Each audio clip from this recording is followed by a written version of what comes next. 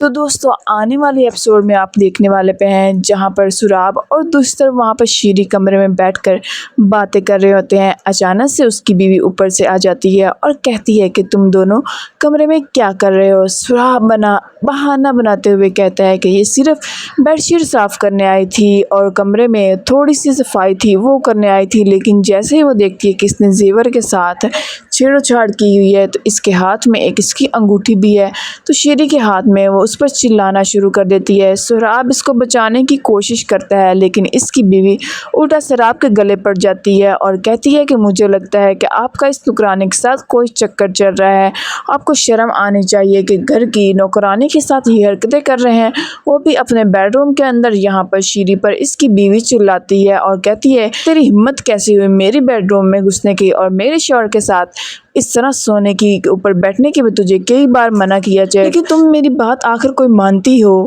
تمہارے کان، تمہاری زبان بہت زیادہ چلتی ہے اور تم دوسروں کی باتیں بہت سنتی ہو، یہ سب کچھ چھوڑ دو۔ سراب اس سر بلند پر چلا رہا ہوتا ہے۔ اب اس قبیلے کے سردار بھائی اور یہ حرکتیں شیوا نہیں دیتی کہ آپ کمرے کے اندر ایک نوکرانی کے ساتھ پکڑے گئے ہیں، آپ کو شرم آنی چاہیے ایسی حرکتیں کرتے ہوئے بھی۔ دوسری طرف وہاں پر سراب اور اس کی بیوی اس معاملے کے بعد کہتی ہے کہ میں کمی رہ گئی تھی۔ کیا کمی رہ گئی تھی میرے اندر؟ بتاؤ، میں تمہیں پیار کرتی تھی، تمہارا خیال رکھتی تھی، میرے پیار میں کیا تمہیں ایسا نہیں نظر آیا جو ایک نوکرانی شیری کے ساتھ آپ یہ حرکتیں کر رہے ہیں؟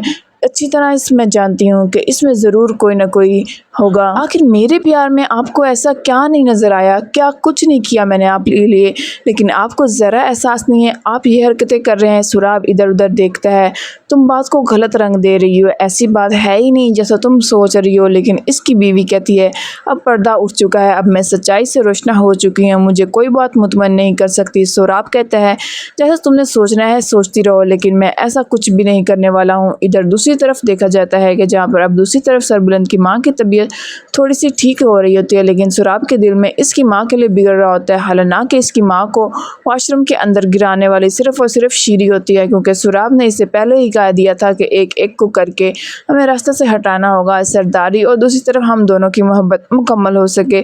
شیری اس لالچ میں آ کر سراب کی سارے باتیں مان کر ادھر ادھر ربیہ اس کی ماں سے سربلند کہتی ہے کہ میں آپ کے ساتھ کھڑی ہوں، آج وہ بات اس کا دھیان رکھو گے تو ہوتا ہے۔ ناظرین آپ کو دکھایا جائے گا کہ شیری نے کس طرح یہ سب کچھ چلاکی کے ساتھ کیا گیا۔ نوکرانی پر شک ہے، آپ لوگوں کی بات گھر کی بات ہے، لیکن میں یہی کہوں گی کہ وہ نوکرانی ٹھیک نہیں ہے، یہاں پر تمہاری ماں کو گرانے میں اسی کا ہاتھ ہے، مجھے صاف صاف پتہ چل رہا ہے۔ یہاں پر سربلند کہتا ہے کہ میں اس معاملے کی تہہ تک جاؤں گا، تم پریشان مت ہو، میں امی کے ساتھ ہوں، امی جان ساتھ رہو، اس کا خیال رکھو، باقی میں دیکھتا ہوں۔ دوسری طرف سربلند کو ابھی تک یہ ہوش نہیں آ رہی کہ بانو کو زندہ ہے یا مر چکی ہے۔ کامنٹ سیکشن میں بتائیے گا کہ آپ کو یہ واقعہ کیا لگتا ہے کہ بانو زندہ ہو سکتی ہے یا مر چکی ہے؟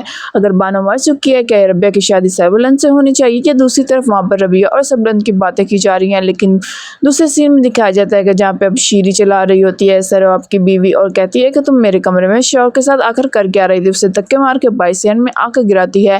اسے اپنے شوہر سے بہت محبت تھی، لیکن یہ سب کچھ دیکھتے ہوئے وہ ذرا بھی برداشت نہیں کر سکی۔ زعفران سربلند کی موت کا پلان بناتے ہیں۔ دوستو چینل کو سبسکرائب، ویڈیو کو لائک کرنا مت بھولے گا اور اسی کمنٹ سیکشن میں بتائیے گا کیا ربیہ کی شادی سربلند سے ہونی چاہیے۔